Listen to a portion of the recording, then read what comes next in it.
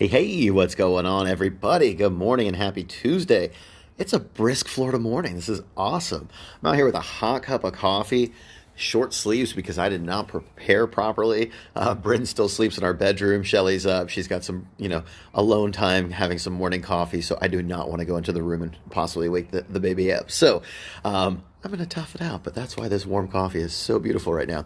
So anyway, guys, what I want to talk to you about today is a personal challenge. We have Thanksgiving coming up next Thursday, and so that's going to obviously be a day of gluttony for some people, whether they plan on it or plan on just being awesome. There are always, times of temptation and weakness when those things come up. The other thing I want to talk about is the morning hunger and morning cravings if you are doing the intermittent fasting. And, it's something that, like, the worse you eat the day before, the more it reminds you the next morning if you're trying to fast, because your blood sugar drops and it's all over the place. And, 1 minute you're like, oh, I'm fine. And then all of a sudden you have hunger pains. And then, 30 minutes later you have your grouchiness and tiredness or whatever it's like. But it's definitely something where it's an eye opener if you are doing intermittent fasting and you eat poorly the day before, because it's really something to where, like, our goal and our objective, and I guess, like, not to bounce around, but this is like kind of the point. Our goal and our objective in life is to eat like a diabetic so we never become a diabetic, if that makes sense. So, like, working in the chiropractic industry for, like, it was like 8.5 years prior to LiveFit. Like, I mean, our client base, or my patient base, my dad's office was all, Medicare and 60, 65 plus. And I mean, out of all the different health conditions that you saw, whether it was, kidney, liver, lungs, a heart, this, or that, the people that had the most day-to-day struggles are the people that had diabetes, because it affected all those different things, and their medications had so many side effects. So your goal in life is to eat like a diabetic so you never become a diabetic. And I think that's one of the most important things, like, we need to remember. Well, one of the key benefits to intermittent fasting is the fact that it regulates your blood sugar and it keeps it more stable. So one thing you'll notice, like, we're creeping into now, like, day 16, 17, whatever it is, so like week 3, and you're probably starting to notice that, like, where your hunger was super crazy in the mornings in the beginning maybe isn't so much, and you can actually control them a little better. The other thing you're probably noticing is, like, before, maybe when you ate lunch and, like, by 2 o'clock, 2:30, you were hungry, tired, irritable, grouchy, moody, all those things that happen at 2:30 plus a little tired, you're probably doing a lot better now. And so even when you get a little bit of those hunger pains, you're like, oh, I got this, and you're fine. So it's one of those things, like, to remember, like, fasting is a super beneficial thing. So it's not only helping, like, willpower, it's helping stabilize your blood sugar, and it's also giving you that control. And so the one thing I want to put out there as the challenge for next week is, or just not challenge for next week, but challenge leading into next week, is I want you to try and incorporate, 1, as a minimum, but 2, preferably, 24-hour fast. And now for you, it might be a 20-hour fast. For you, it might be an 18-hour fast if you've only been doing 10 hours. Like, build up to whatever you need to. But if you've been doing, like, 16 hours, like most people have, bump it up to 18 to 20. If you can bump it up to 24, bump it up to 24. And let me share how you're going to do this and the best ways of doing this. So we've done 48-hour, and Shelly's got a couple 72-hour fasts before, but literally, like, no food, just, liquids. I didn't think she did broth or anything. I think it was just basically, like, just water, coffee, tea.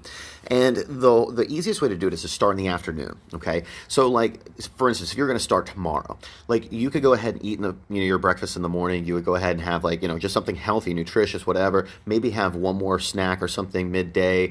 I wouldn't go too heavy of a lunch, but your last meal, say, would be like noon to 2 o'clock.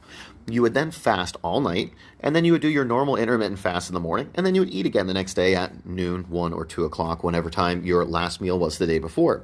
So while it's 24 hours, you're not, like, waking up and going to bed without food, if that makes sense. So you're basically going to reverse your intermittent fast. In the morning time, you're going to eat on day 1, and then you're going to eat in the afternoon on day 2, so you still have, eating windows on each day. The one thing that this really helps with, and again, just starting with 24 hours, you're not going to notice the extreme benefits, but when you start doing, like, the 48 hours and a little bit longer with fasting, it's crazy, because, like, you don't realize how addicted you are to food. You're constantly reaching for the pantry and looking at it, and then you're like, oh, duh, I can't eat any of this stuff.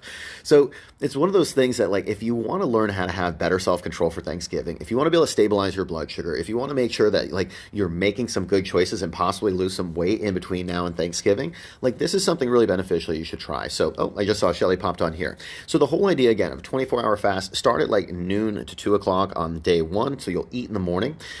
Fast that night, fast the next morning, and then you'll just start eating again in your normal window in the afternoon, starting at 12 to 2, something like that in the afternoon. So the whole idea is you're building in a 24-hour fast. So an idea of like possibly how to incorporate this for this upcoming stretch of whatever 9 days before Thanksgiving. Thursday would be a great day. So Thursday, you would eat a normal, healthy, good breakfast.